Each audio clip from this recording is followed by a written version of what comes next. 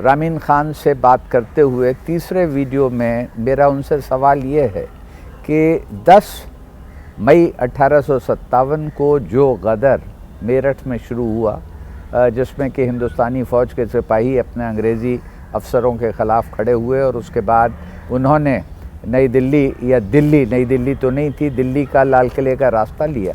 तो इसके बारे में ये कहा जाता है कि कोई ख़त उस समय जो ईस्ट इंडिया कंपनी के कमिश्नर थे उनके पास रात में पहुंचा था, जिसमें इत्तला दी गई थी कि बागी लोग आ रहे हैं, लेकिन उन्होंने ख़त को पढ़ा नहीं, जेब में रखा और सो गए। क्या उस किस्से के बारे में आप कुछ खुलासा करेंगे?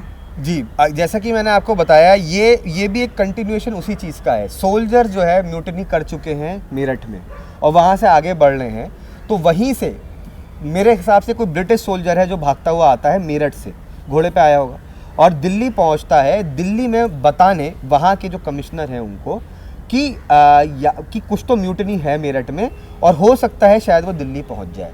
अब यहाँ पे हम फिर उसी चीज़ से कंटिन्यूएशन देख सकते हैं, जो एक लापरवाही और एक मगरूरता है ब्रिटिश ऑफिसर्स में, कि जो कमिश्नर हैं वो उस लेटर को जो लेके आया है मेरठ से, उसको लेते हैं, अपनी पॉकेट में डालते हैं और सो जाते हैं, क्योंकि उनके अंदर ये उम्मीद ही नहीं है, कि उनको ये आइडिया नहीं है, उनको ये लगता ही नहीं है कि ऐसा कुछ पॉसिबल है कि एक तो म्यूटनी होगी और म्यूटनी वो करते करते करते वो दिल्ली पहुंच जाएगी और दिल्ली से वो कुछ और एग्रीवेटेड लुक ले लेगी।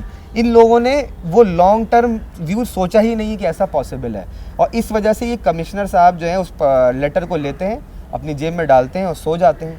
अगले दिन जब वो सुबह उठते हैं तो उन्हें पता चलता है कि दिल्ली के यमुना पार पे सोल्जर्स घोड़े पे आ चुके हैं, उन्होंने कस्टम हाउस को जला दिया है और अब वो जो है ब्रिज क्रॉस करने वाले हैं। और यहाँ से उनको पता चलता है कि उन्होंने कितनी बड़ी गलती की उस रात के मैसेज को इग्नोर करके। और ये सब चीज़ें उस समय तक हो चुकी थीं जब वो सुबह उठे, और शायद अंग्रेज़ों को ये उनका सोचना था जो मेरठ में थे कि इस गदर के बाद सिपाही अपने अपने विलेजेस में, गांव में चले जाएंगे। उनको ये आइडिया नहीं था कि वो दिल्ली लाल किले की तरफ रुख करेंगे। इन्होंने इसको ये नहीं सोचा कि इतना मास लेवल का कुछ होने वाला है। कहीं ये तो फैक्ट ही है कि थोड़ा बहुत कोई पर्टिकुलर कंटेंजेंट या कुछ जो है बटालियन रेबल कर रही है, म्यूटनी कर रही है, उनके लिए मे बी एक लोकलाइज रिवॉल्ट होगा। ये वहीं मेरठ में किया है, वहीं से ये लोग चले गए होंगे, कहीं और पहुंच जाएंगे, दबा दिए जाएंगे। मेरठ की जो ब्रिटिश टॉप मैनेजमेंट है वो इसको मैनेज कर लेगा, इस रेबेलियन को।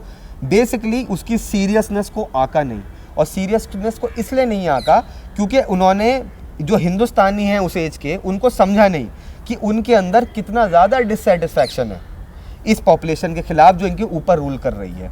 उनको ये लगता है कि वो एक वेस्टर्न एजुकेशन इंट्रोड्यूस कर देंगे और अगर जो है आर्मी में एक ओहदे तक पहुंचने देंगे तो इन लोगों के लिए बहुत होगा।